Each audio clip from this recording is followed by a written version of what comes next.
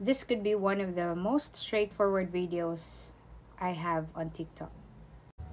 Siguro kilala nyo yan. Pinasikat niya yan eh. Kasi akala nyo okay ang content. Akala nyo lang. Negativity spread like wildfire. Alam nyo, yung mga negative feeling, negative vibe, yun talaga yung mabilis na na-absorb, lalo na sa social media. Why? Because it's glaring eh. Alam mo yung tinatawag nilang kuha mo yung inis, kuha mo yung galit ng isang tao, tapos na i-ignite mo yung emotion niya, kaya siya nagre-react, kaya siya nag-i-indulge, at kaya siya nagbibigay ng atensyon. Ang problema dito, hindi na kasi nakikita ng nakararaming mga tao dyan, lalo na yung kabataan, kung ano ang tama sa mali. And this creator, isa to sa mga creators on TikTok na hindi ko na-appreciate. And I have nothing against her personally, okay? Nililinaw ko lang kasi hindi ko naman siya kilala. Nakikita ko lang siya sa TikTok. At sa bawat videos na nakikita ko sa FYP, talagang lagi kong napapansin, parang na-normalize ang negativity sa creator na to. In fact, sa lahat ng mga creators na hindi ko na-appreciate, isa to sa pinakaunang nakita ko sa FYP ko. Nauna ko nang pinansin si Fake Ash. Pangalawa, yung mataba na hindi ko kilala. Tapos yung parang lalaki na hindi naman lalaki. Nawala na yun eh, kasi tinanggal na talaga. And that's the power of spreading the good news. Na dapat hindi natin tinotolerate ang mga content na hindi nakakabuti sa mga kabataan. And why am I not appreciating her videos? Kasi talagang if pinapanood mo yung ilang content niya or lahat ng content niya, masasabi mong nagiging normalized na talaga ang pagiging negative. Halimbawa, yung pagiging maldita. Alam naman natin, mula pa nung bata tayo, tinuturuan tayo na dapat hindi tayo maging maldita, maging rude sa ibang tao, 'di ba? 'Di ba nasa Bible na kung babatuhin ka ng bato, dapat batuhin mo ng tinapay. Pero hindi literal yun na, hindi binangkal yun na, okay? Kasi masakitin yung binangkal.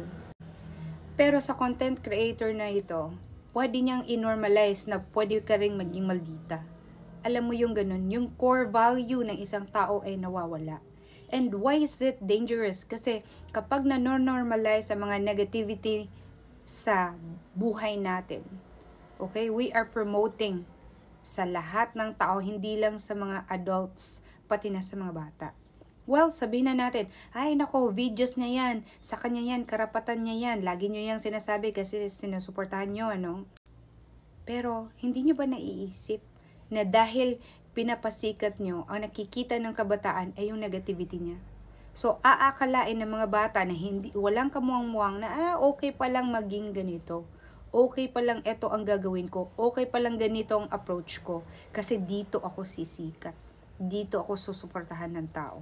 So, halimbawa pa, pag may rude na tao, tapos sasampalin ka, tapos sasabihin ng isang creator, oh, sinampal ko kasi ang sama ng ugali niya, kaya masama rin yung ugali ko, kaya sinampal ko na, okay lang ba yun sa inyo?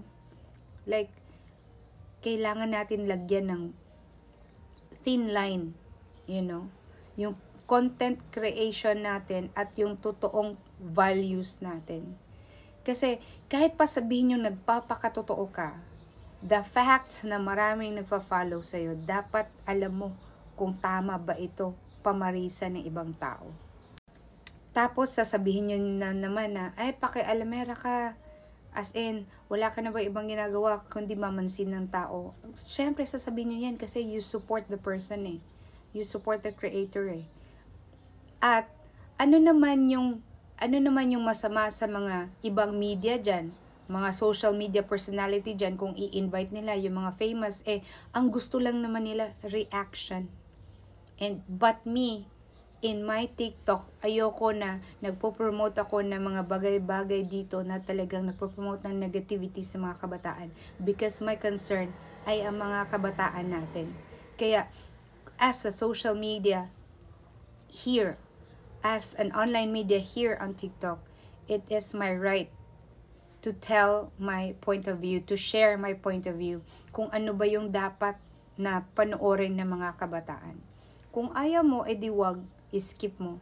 Pero para sa mga kabataan, whether this would be useful or not, be careful sa mga content creators na pinapanood nyo.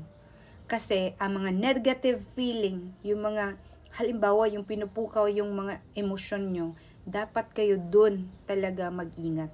Kasi, alam nyo naman sa social media, kapag naiinis ka, nagagalit ka, dun talaga nagkakaroon ng engagement.